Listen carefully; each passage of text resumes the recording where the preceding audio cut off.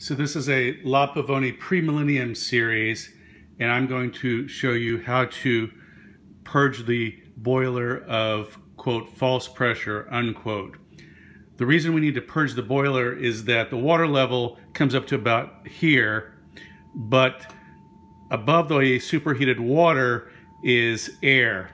And what we want is, rather than having air, we want a head of steam, so that rather than being a combination of air and steam mixture, it's pure steam providing the pressure rather than the air-steam mixture. If you have air in the boiler mixed with steam, when you go to pull the shot will be too spongy, you'll have inconsistent results, and you will not have as much output.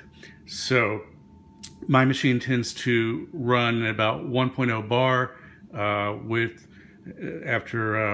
based on the calibration, about 1.0, 1.1 reads about 0.8, 0.9.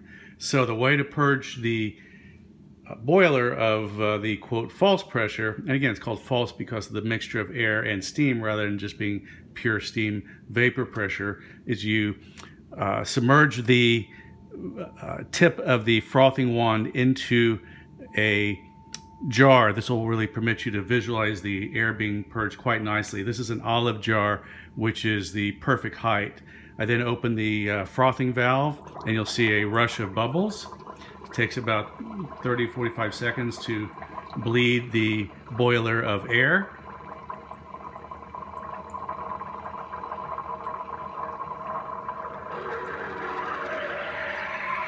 And again, you can see quite a bit of air is in the boiler, even though it's filled to the proper level.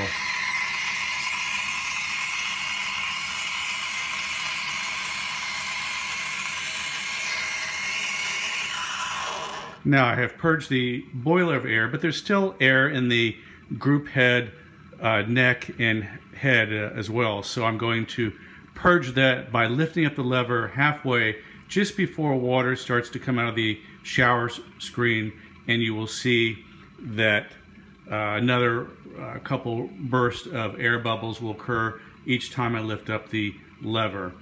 The Millennium series don't tend to collect air in the group head and the neck, but the pre-millennium series do, so you'll be able to visualize this as I do so. So I'm going to turn the frothing valve back on. I'm going to lift the lever about halfway, and again you see this nice shot of air coming out. I'm going to lower the lever. I'll do it a second time, and again a second burst of air is being bled. Now, what this also caused the group head to do when I lifted the lever halfway is the temperature of the group head rose. It was reading about 60, 65, and then when I lifted it halfway, it did permit superheated water and steam into the head and neck, even though none came out of the group head, and the temperature now is reading a nice 90, which is exactly the target temperature where I like to pull.